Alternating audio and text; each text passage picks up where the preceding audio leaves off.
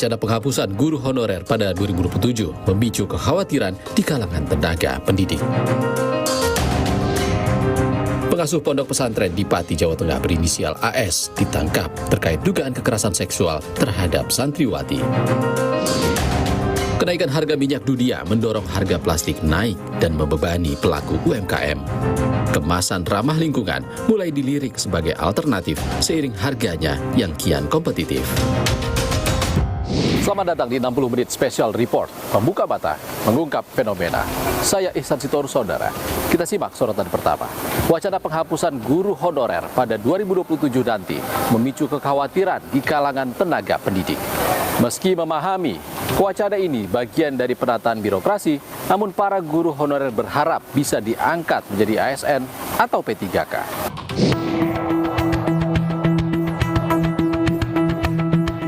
Guru honorer berharap pemerintah mempunyai kebijakan untuk kami agar memberikan ruang atau memberikan kami keuntungan sebagai guru honorer.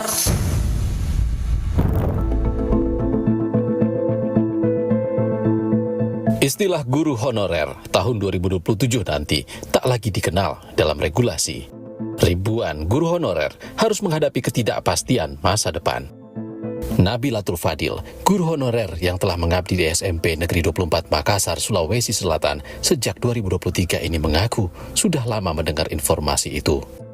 Guru yang mengampu mata pelajaran ilmu pengetahuan sosial ini berharap pemerintah tidak serta-merta menerapkan kebijakan larangan mengajar bagi para guru non-ASN di tahun 2027. Semestinya, pemerintah dapat mempertimbangkan nasib para guru honorer yang telah lama mengabdi dan menggantungkan hidup dari profesi tersebut. Kami guru honorer berharap pemerintah mempunyai kebijakan untuk kami agar memberikan ruang atau memberikan kami keuntungan sebagai guru honorer terkait edaran tersebut, supaya kami kan sudah lama juga mengabdi di sekolah, Pak. Kami berpikir kalau setelah di surat edaran itu dilaksanakan, kami bekerja apa lagi, mau mencari sekolah atau mau mencari pekerjaan yang baru lagi begitu. Oh, berarti harapannya dicarikan juga solusi? Iya, Pak. Kami berharap dicarikan solusi yang menguntungkan juga untuk kami, karena kan kami juga sudah lama mengabdi mengajar. Senada, para guru di kota Manado, Sulawesi Utara berharap pemerintah tetap mempertimbangkan kontribusi guru honorer yang telah lama mengajar. Meski kecewa, mereka memahami kebijakan tersebut merupakan bagian dari penataan birokrasi, sekaligus memberikan kepastian status kepegawaian guru honorer. Agak sedikit istilah kecewa dah. Soalnya ada persyaratan kalau mau masuk di Depodikto itu harus pengabdian dulu sekitar 1 atau 2 tahun, dan ini kebetulan sudah melebihi waktu yang ditentukan pengabdian, tapi ada wacana penghapusan. Jadi sedikit agak kecewa. Sementara di kota Denpasar, Bali, sejumlah sekolah mengaku masih membutuhkan tenaga guru honorer. Jika di akhir tahun 2026 mendatang, guru honorer diberhentikan, mereka khawatir akan berdampak pada proses belajar mengajar. Masa di Denpasar ada beberapa guru honorer sebanyak 3 orang, dan mereka ini sudah masuk daplodik. Namun karena peraturan tersebut ada kemungkinan hal tersebut akan diberhentikan atau diselesaikan. Dan kita dari lembaga sedih sekali karena lembaga sangat memerlukan tenaga mereka karena kita kekurangan guru. Kalau itu sampai diambil dan diberhentikan, maka akan mengganggu proses pembelajaran. Kementerian Pendidikan Dasar dan Menengah menjelaskan isu guru honorer tidak bisa mengajar di sekolah negeri setelah 31 Desember 2026 merupakan dampak dari Undang-Undang Nomor 20 Tahun 2023 tentang Aparatur Sipil Negara yang secara resmi mengamanatkan penghapusan status honorer termasuk guru honorer paling lambat Desember 2024 dengan perpanjangan transisi hingga 2027. Sementara, berdasarkan surat edaran Menteri Pendidikan Dasar dan Menengah Nomor 7 Tahun 2026 tentang penugasan guru non-aparatur sipil negara pada satuan pendidikan yang diselenggarakan pemerintah daerah tahun 2026. Pada poin ketiga, guru non-ASN tetap melaksanakan tugasnya pada satuan pendidikan yang diselenggarakan pemerintah daerah sampai 31 Desember 2026. Menteri Pendidikan Dasar dan Menengah Abdul Mukti menyatakan hanya bertugas membina para guru, termasuk guru honorer, dalam meningkatkan kompetensi. Sementara rekrutmen dan penugasan guru menjadi kebijakan pemerintah daerah. Untuk rekrutmen guru itu oleh pemerintah daerah, penugasan juga oleh pemerintah daerah, termasuk juga kalau itu menyangkut guru honorer, sebenarnya istilah honorer itu tidak dikenal lagi dalam undang-undang, dia sebutnya dengan guru non-ASN. Itu juga oleh pemerintah daerah. Terkait dengan ramainya isu guru non-ASN yang per 31 Desember tidak akan ditugaskan, sebenarnya mengacu pada undang-undang ASN. Yang di undang-undang ASN itu disebutkan bahwa istilah honorer nanti tidak ada lagi. Nah, mungkin karena ini menyangkut kebijakan dan pelaksanaan undang-undang ASN, saya berpendapat akan lebih clear and clean kalau yang memberikan penjelasan adalah Ibu Menpan RB.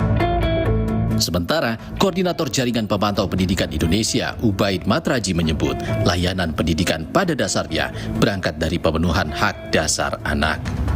Ketersediaan sekolah dan tenaga pendidik menjadi tanggung jawab pemerintah pusat maupun daerah.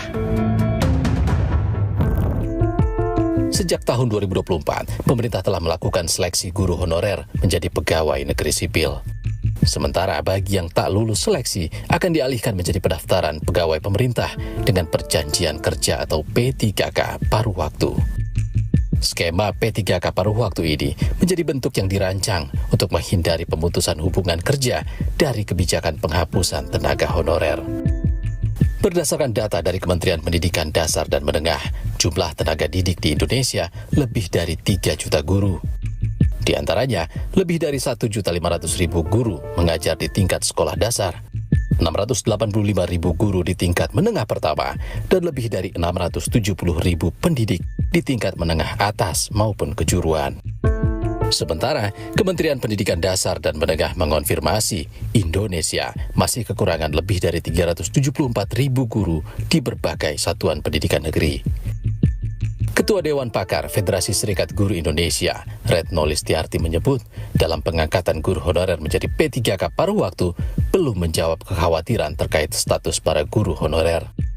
Pasalnya, pembayaran guru yang telah diangkat menjadi P3K dibebankan ke setiap daerah menggunakan anggaran pendapatan dan belanja daerah masing-masing. Dalam Undang-Undang ASN juga memang tidak ada istilah guru honor, ya, tetapi ASN ya. Lalu guru ASN itu P3K, termasuk P3 kan, dan P3K itu kan ada paruh waktu dan penuh waktu. Karena yang paruh waktu itu sebenarnya yang waktu itu tidak lolos, lalu kemudian tetap diangkat, tetap dilantik, dan itu dengan istilah paruh waktu. Nah, ketika paruh waktu itu kan jadi beban APBD kan. Problemnya adalah dengan kondisi efisiensi, dengan kondisi keuangan daerah yang mungkin tidak semua daerah mampu. Nah, akhirnya nih siapa yang mau membayar guru yang dulu namanya honorer lalu akan diangkat atau sudah diangkat menjadi P3K paruh waktu. Itu yang kami tentu memikirkan itu. Jadi mau tidak mau nih, kalau nggak sanggup kan daerah berarti nggak ngangkat. Nah, kalau nggak ngangkat konsekuensinya sekolah kekurangan guru. Wakil Ketua Komisi 10 DPR, lalu Hadrian Irfani menegaskan, terus mengawal pemenuhan hak dan kesejahteraan guru honorer di tengah proses peralihan status tenaga pendidik non-ASN. DPR turut menyoroti 42% guru honorer dengan gaji di bawah 2 juta rupiah. Bahkan ada yang hanya menerima 300.000 rupiah. Kami ingin memastikan bahwa dengan beralihnya status ini, kesejahteraan guru ini tidak berkurang. Hari ini Mas Radi, masih kita temukan guru-guru kita ya, yang kategori honorer inilah. Itu penghasilannya ada di 300.000 sampai dengan 500.000. Data kami di Komisi 10, 42% dari guru honorer itu masih bergaji di bawah 2 juta. Maksudnya adalah Komisi 10 ingin agar kesejahteraan guru ini meningkat. Kesejahteraan guru honorer bukan sekadar persoalan angka dan insentif, melainkan bentuk apresiasi untuk mereka yang tetap setia mencerdaskan generasi bangsa di tengah keterbatasan. Sebab tanpa jaminan hidup layak bagi para guru, masa depan pendidikan Indonesia ikut dipertaruhkan. Saudara, seorang pengasuh pondok pesantren berinisial AS di Pati, Jawa Tengah ditangkap karena dugaan kekerasan seksual terhadap santriwati. Selengkapnya usai jeda. Tetapi setelah kita lakukan penangkapan, kemudian kita lakukan pemeriksaan, tersangka A mengakui semua perbuatannya. Jadi apa yang dilakukan kepada santriwati, tersangka A ini mengakui.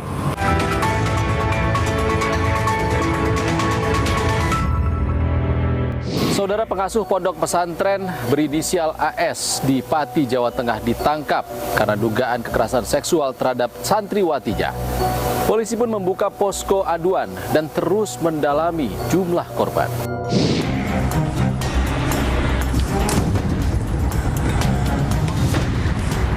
Kuswandi ya?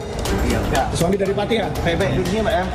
Setelah mangkir dari pemanggilan polisi, pengasuh pondok pesantren di Pati, Jawa Tengah, tersangka kekerasan seksual santriwati akhirnya ditangkap. Pelarian AS berakhir di tempat persembunyiannya di Wonogiri, Jawa Tengah. Sebelumnya, polisi menjadwalkan pemeriksaan kedua terhadap tersangka pada Kamis 7 Mei. Namun tersangka yang diduga sembunyi di luar kota akhirnya dijemput paksa polisi. Cuman pada saat pemeriksaan saksi, tersangka A ini tidak mengaku. Tetapi setelah kita lakukan penangkapan, kemudian kita lakukan pemeriksaan, tersangka A mengakui semua perbuatannya. Jadi apa yang dilakukan kepada santriwati, tersangka A ini mengakui sesuai apa yang menjadi keterangan korban. Adapun modus operandinya adalah mendoktrin korban bahwa murid itu harus ikut apa kata guru agar murid dapat menyerap ilmu dari ini doktrin yang disampaikan oleh guru kepada korban. Buntut kasus kekerasan seksual, izin operasional pondok pesantren dicabut. Kementerian Agama menyatakan pondok pesantren sudah tidak diperkenankan menerima santri tahun ajaran 2026-2027. Tersangka juga telah dinonaktifkan dan dikeluarkan dari yayasan. Kementerian Agama sudah mengambil satu upaya sinergitas. Yang pertama, pada tanggal 4 Mei kemarin, Kementerian Agama sudah melakukan verifikasi faktual di lapangan dan juga sudah evaluasi kepatuhan pondok pesantren, sehingga kami memutuskan merekomendasikan pondok pesantren TPU untuk dicabut izinnya. Sementara, nasib 252 santri dan tenaga pendidik akan dipindahkan ke madrasah atau sekolah binaan Kementerian Agama dan Dinas Pendidikan Kabupaten Pati. Kementerian Agama juga sedang mengawal dan memfasilitasi pemindahan para santri agar dapat melanjutkan pendidikannya. Kasus bermula dari laporan 8 saksi ke polisi Juli 2024 silam. Setelah diselidiki, dugaan pencabulan dan kekerasan seksual terjadi berulang sejak Februari 2020 hingga Januari 2024. Terungkap, tersangka AS diduga menggunakan modus doktrin agama untuk memanipulasi para korban. Namun kasus mandek selama 2 tahun. Pengacara korban mundur dan olah TKP maupun gelar perkara tidak dilakukan. Di awal 2026, korban mendapat pengacara baru hingga akhirnya hasil penyelidikan menyatakan AS sebagai tersangka pada April 2026. Namun para korban resah lantaran AS tak kunjung ditangkap. Keresahan memuncak, sejumlah warga geruduk pondok pesantren lantaran lambatnya penanganan dugaan kasus kekerasan seksual santriwati. Hingga pada 4 Mei, AS mangkir dari pemanggilan pertama polisi. Pemanggilan kedua yang dijadwalkan 7 Mei berujung penangkapan di Wonogiri, Jawa Tengah. Sebab AS diduga kabur sehingga polisi menjemput paksa. Kuasa hukum salah satu korban, Ali Yusron, menegaskan kasus dugaan kekerasan seksual oleh AS harus diungkap karena ada banyak korban yang masih enggan untuk melapor. Sebetulnya gini, di peristiwa 2024 itu sebetulnya yang lapor itu 14 yang diterima 8. Lalu yang 8 itu yang 1 ini kita jalankan, yang 7 itu sebetulnya dikerjakan oleh inisial Azhari tadi untuk menjadi guru. Nah ini kan banyak yang mau lapor ini, yang penting ditahan dulu, ditangkap dulu, lalu ditahan. Ini ada yang lapor nanti 3 orang, Mbak. Ini korban-korban ini takut. Ini korban-korban ini pada takut kalau nanti ditangkap, ditahan, baru mereka lapor lagi. Ini sudah ada 3 orang nih yang mau lapor ke kita lagi nanti. Komisioner KPAI menyayangkan lambatnya proses hukum untuk kasus-kasus kekerasan seksual terhadap anak. Tak hanya kasus di Pati, KPAI menyebut telah menerima lebih dari 300 kasus yang melaporkan adanya penanganan yang lambat.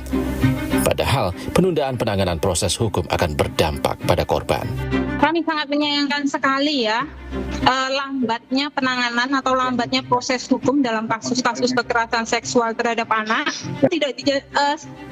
Prosesnya sangat lama. Korban tentunya dengan pelaku tidak segera ditangkap, tekanan, intimidasi, mungkin saja teror bisa saja dialami oleh korban dan keluarganya. Tekanan sempat dialami oleh kuasa hukum korban Ali Yusron yang sempat ditawari uang tutup mulut oleh tersangka.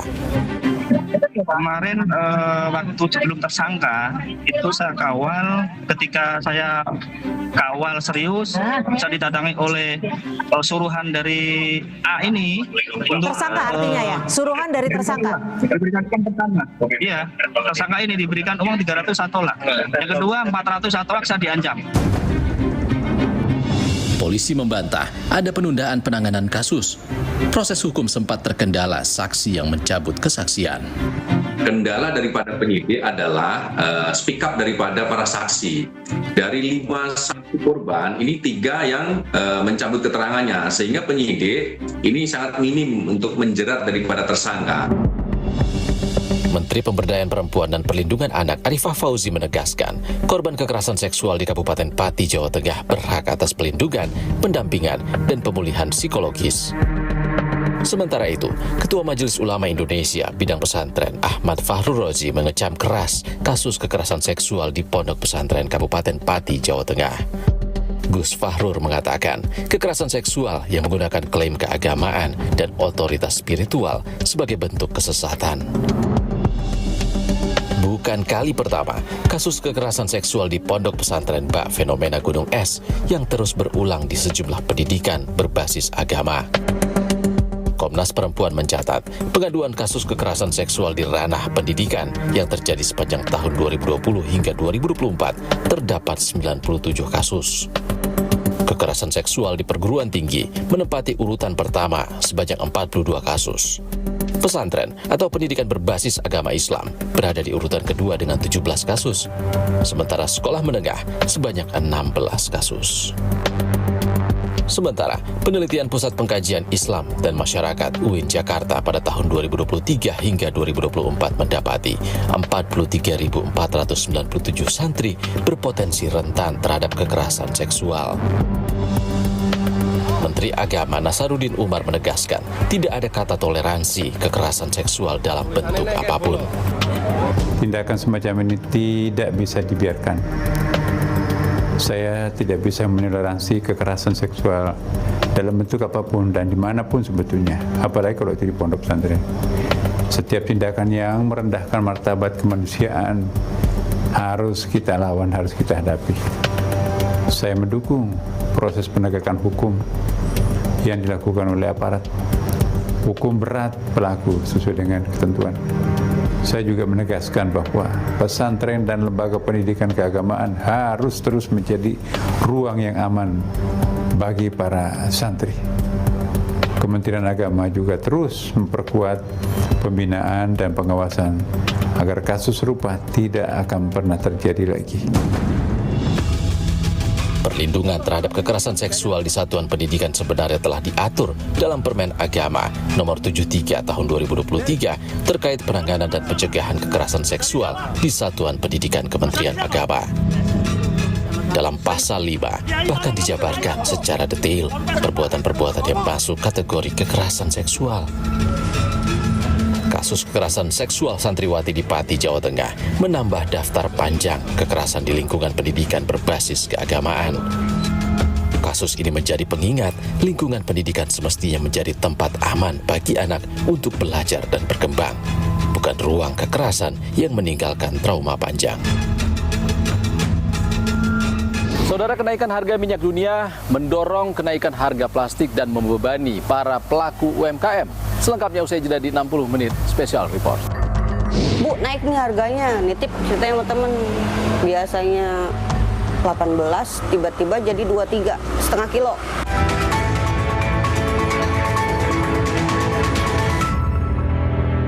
Saudara, kenaikan harga minyak dunia mendorong naiknya harga plastik dan membebani para pelaku UMKM.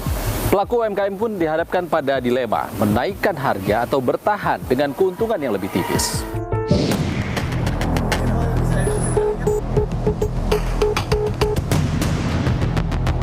Murah banget sih, 35-an kalau nggak salah. Jadi berubah harga, bukan naik. Nah, kadang kalau ada yang bawa pakai plastik ya, plastik yang entah merah, entah putih, atau hitam. Plastiknya yang Mbak, ntar balikin, mahal. Di sisi pemerintah itu mengendorse ya, memberikan insentif ya, seperti subsidi misalnya kepada produsen-produsen yang kemasan ramah lingkungan gitu. Harga minyak dunia naik, harga plastik pun juga merangkak naik. Imbasnya, UMKM terjepit di tengah beban produksi yang meningkat dan resiko kehilangan pelanggan. Hari-hari Febri Widyaningsih dimulai jam 10 pagi. Tumpukan baju milik pelanggan menunggu untuk dicuci dan disetrika. Biasanya kalau sehari gini ya, dari buka jam 10 sampai itu biasanya ngapain aja berarti? Ya nyuci, nyetrika, packing. Biasanya sih dari datang sampai ke sore nyuci. Nanti malam jam 8-an nyetrika sampai tengah malam, sampai tutup. Besok paginya bisa sambil making, disambi sama nyuci. Perempuan berusia 39 tahun ini tak asing dengan bisnis penatu. Sejak 2019, ia sudah berkecimpung di bidang ini sebelum akhirnya membuka usaha sendiri pada 2025. Sebelumnya kerja di laundry kiloan gitu. Pas COVID itu sempat di laundry di daerah Cilengsi, itu pesantren. Megang laundryan pesantren. Pesantren, lalu di daerah mana lagi setelah itu? Cuma Cilengsi sama Jakarta Timur sih. Cuma pindah-pindah tempatnya. Sakura ini sejak bulan apa berarti? Agustus. Dalam usaha penatu, Febri bergantung pada plastik untuk membungkus baju pelanggan yang sudah dicuci dan disetrika. Dulu, untuk 2 kemasan plastik ukuran 500 gram, Febri cukup merogoh kocek Rp19.000. Namun, harga plastik mulai meningkat tajam sejak bulan Februari lalu. Kini, untuk 3 kemasan plastik ukuran 500 gram, Febri harus mengeluarkan uang Rp99.000. Artinya, harga satu kemasan mencapai Rp33.000. Ukurannya dari ukuran 35 kali 45 sampai ke 60 kali 100. Karena itu kan kita nggak belinya per kilo ya. Jadi ada yang kemasan 250 gram untuk ukuran 35. Terus kalau untuk ukuran yang 40, 45 segala macam itu kita bisa ambil yang setengah kilo. Naiknya itu dari puasa kan. Puasa terakhir, minggu-minggu terakhir itu. Bu, naik nih harganya, nitip ceritanya sama temen.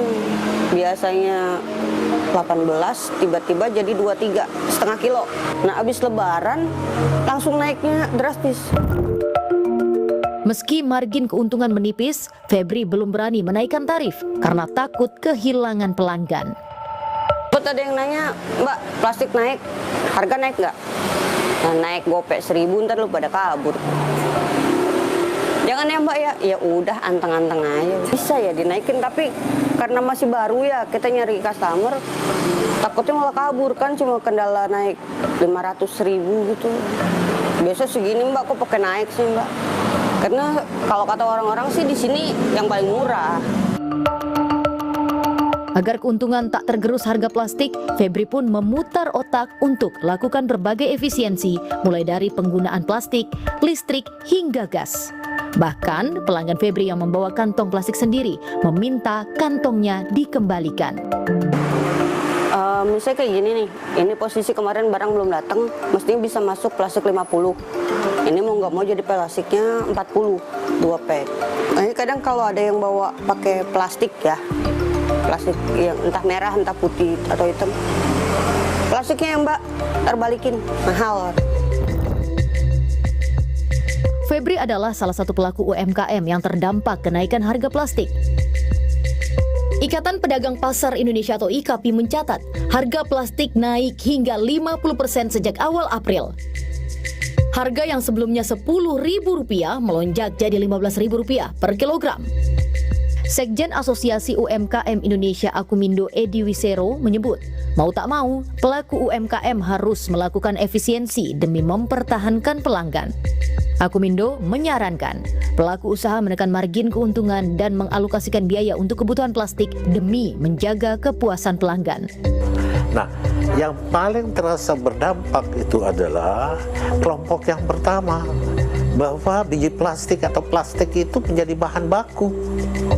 Misalnya pabrik-pabrik atau UMKM yang membuat ember plastik misalnya, plastiknya naik, pasti harga produksinya akan naik. Nah, itu yang paling berdampak. Akumindo juga menyarankan konsumen membeli produk secara curah atau membawa kemasan sendiri dari rumah. Langkah ini dinilai dapat mengurangi penggunaan plastik. Bisa banyak hal yang dilakukan baik customer maupun pengusahanya. Tapi dulu itu kita bawa botol untuk minyak goreng ya, karena belinya setengah liter dan sebagainya. Itu juga. Jadi atau kita lihat juga ada yang yuk dibungkus pakai daun pisang misalnya. Harga kemasan plastik melonjak tajam imbas konflik di Timur Tengah yang berdampak pada industri petrokimia. Sekjen Asosiasi Industri Olefin Aromatik dan Plastik Indonesia INAPLAS, Fajar Budiono menyebut, industri petrokimia nasional masih bergantung penuh pada impor bahan baku nafta, bahan baku utama pembuatan plastik. Sekitar 70% pasokan berasal dari kawasan Timur Tengah. Jadi kalau kita lihat setelah Lebaran ya, H+10 Lebaran itu memang terjadi kepanikan luar biasa karena pada saat itu baru pertama kali buka di semua toko dan pasar sehingga harga plastik berubah, dan kebetulan pada saat itu juga terjadi kelangkaan karena kita belum menemukan skenario yang pas untuk mengantisipasi akibat perang di Iran dengan Amerika dan Israel tersebut. Indonesia mencari alternatif pasokan bahan baku nafta dari sejumlah wilayah termasuk Afrika, Asia Tengah, hingga Amerika Serikat. INAPLAS menyebut saat ini stok biji plastik Indonesia berada di level aman. Handicapnya adalah kalau dari Middle East itu 10-15 hari, kalau dari luar Middle East 50 hari. Sehingga sekarang kita lagi mencoba membuat skenario bagaimana kapal nanti datang 50 hari ke depan dengan kondisi stok yang ada di masing-masing pabrik, sehingga nanti pada saat kapal datang itu masih nyambung produksinya. Jadi minimum itu kita sekarang operasi di 75%. Kalau survival kemarin kita ada di 70%, sehingga kita INAPLAS mengimbau pabrik yang bergantung pada biji plastik atau menekan biaya melalui down gauging atau pengurangan ketebalan, penambahan filler, serta penggunaan bahan daur ulang. Sementara terkait kemandirian produksi nafta dalam negeri, INAPLAS menjelaskan masih sulit dicapai karena saat ini alokasi produksi nafta domestik difokuskan untuk pemenuhan standar oktan BBM subsidi. Sehingga nafta yang dihasilkan oleh kilang-kilang kita itu bukan lagi ke petrokimia, tapi dicampur lagi ke BBM, bensin. Nah, itu pun juga masih kurang. Akhirnya kita masih import juga nafta untuk BBM. Jadi nafta untuk BBM juga masih import, nafta untuk petrokimia juga masih import. Jadi total itu hampir sekitar 4 juta ton per tahun. Sementara itu, pemerintah telah menurunkan bea masuk impor LPG dari 5% menjadi 0% agar industri petrokimia memiliki alternatif bahan baku selain nafta. Ini adalah import LPG, bea masuknya diturunkan dari 5% menjadi 0%. Sehingga refinery bisa memperoleh bahan baku alternatif dari nafta ke LPG. Karena refinery ini dibutuhkan untuk bahan baku plastik. Direktur Industri Kimia Hulu Kemenperin menjelaskan, langkah ini diambil untuk menjaga operasional kilang, sekaligus mengamankan rantai pasok industri hilir di dalam negeri. Jadi LPG ini hanya sebagai bahan pencampur, jadi di situ maksimal ada 50%. Yang ketiga adalah kondensat. Nah, jadi karena posisi naftanya tadi seperti kondisi yang saat ini ada, jadi salah satu yang perlu didorong adalah dengan LPG.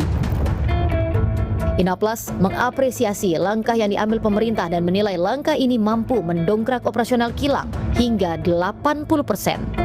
Nah, LPG ini kan selama ini baru dipakai untuk masak. Padahal LPG ini bisa untuk substitusi nafta antara 30-40% tergantung teknologinya. Nah, kebetulan LPG ini kan di musim-musim tertentu harganya di bawah harga nafta. Ini akan sangat membantu dalam hal ketersediaan stok kita untuk suplai lokal. Dan ini kita berharap dengan adanya keputusan ini, saya sudah komunikasi dengan beberapa produsen, mereka yakin kalau itu bisa diimplementasikan, operating rate-nya bisa di atas 80%. Dan saudara, di tengah naiknya harga plastik, kemasan ramah lingkungan pun kini makin dilirik. Selengkapnya usai jeda. Dari sisi pemerintah itu mengendorse seperti subsidi misalnya kepada produsen-produsen kemasan ramah lingkungan.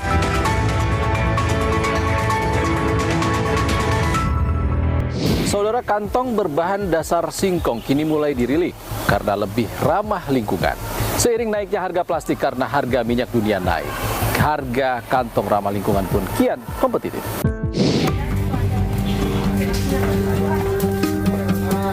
Itu doang plastik sama minyak ya emang agak naik sedikit-sedikit sih. Sekilo 1.000.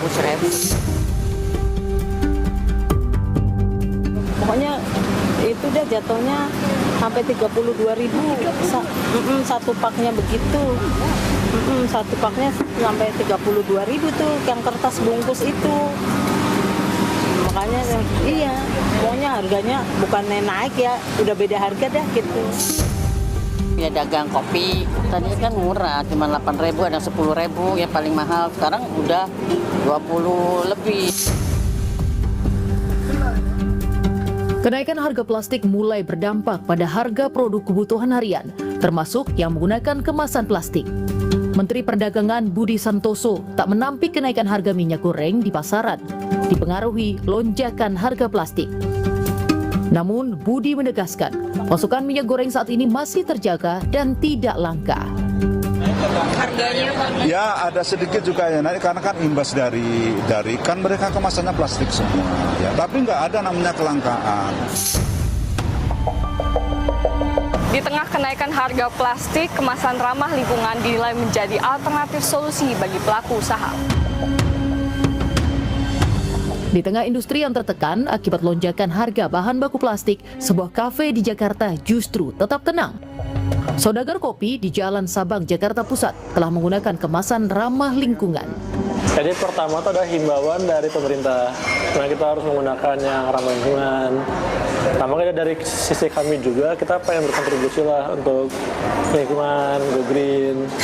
Jadi kita carilah. Berbeda dengan kantong plastik konvensional yang berbahan dasar minyak bumi dan gas alam, bioplastik seperti telobek menggunakan tepung tapioka sebagai bahan baku utama. Jadi pertama-tama kita gunakan itu tepung tapioka. Memang kita beli sudah jadi tepung tapiokanya, tepung singkongnya ya, starchnya, tapioka starch.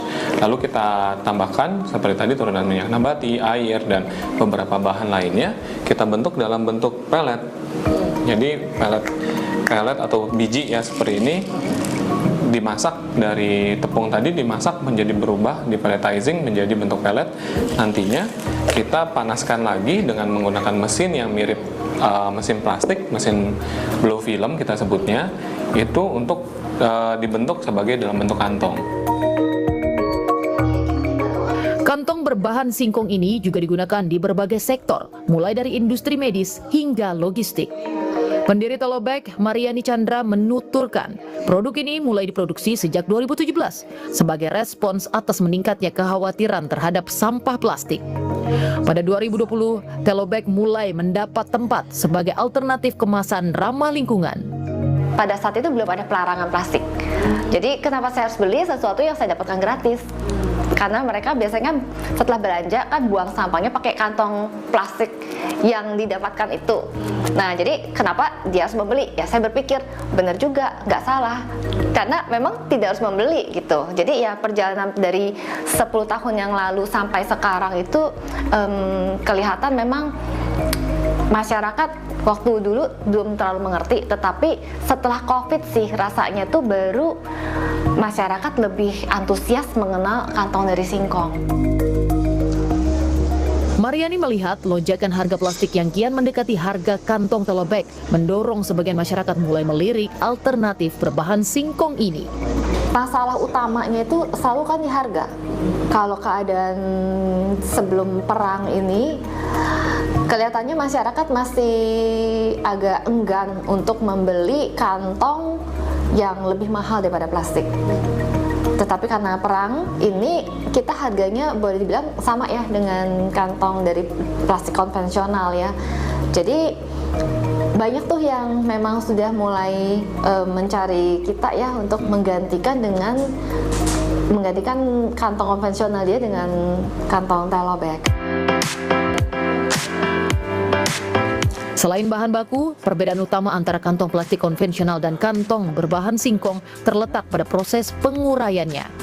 Kantong seperti Telobag dirancang dengan mempertimbangkan tahap akhir penggunaan agar lebih mudah terurai setelah dibuang. Produk kita sih tidak bisa di downgrade apa-apa ya, karena memang campurannya harus seperti itu ya.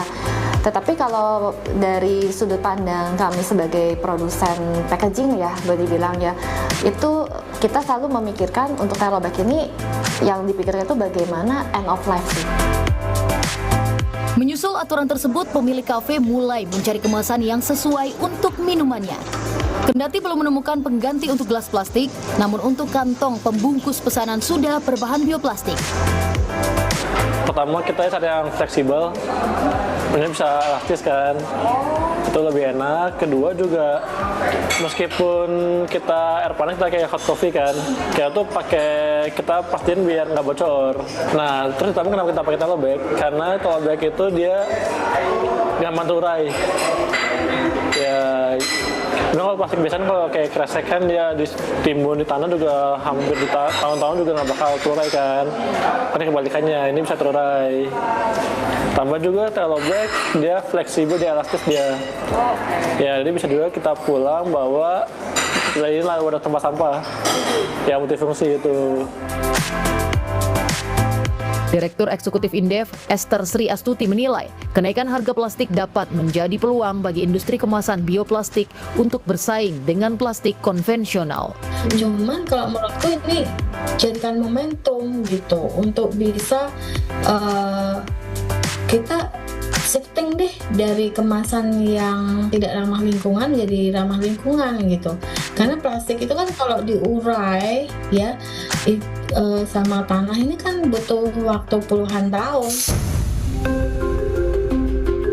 Bagi Esther, industri bioplastik akan berkembang jika pemerintah memberikan insentif kepada produsen kemasan ramah lingkungan. Langkah ini dinilai dapat mendorong inovasi dan mempercepat peralihan masyarakat dari plastik konvensional ke bioplastik. Caranya ya dari sisi pemerintah itu mengendorse ya, memberikan insentif ya, seperti subsidi misalnya kepada produsen-produsen kemasan ramah lingkungan gitu. Yang contohnya misalnya singkong dari plastik, atau memberikan insentif ya kepada riset dan inovasi, karena kita nggak mungkin kita hidup dengan sampah plastik yang berapa puluh tahun kemudian kita tinggalkan ke generasi yang mendatang, itu kita nggak mungkin kayak gitu kan. Ya saudara, kenaikan harga plastik membentuk keseimbangan baru di pasar. Harapannya pelaku UMKM mampu terus beradaptasi dan membuat keberlangsungan usaha di tengah tantangan. Kabar tadi menutup 60 menit special report edisi kali ini. Saya Ihsan Sitorus pamit. Sehat selalu. Sampai jumpa.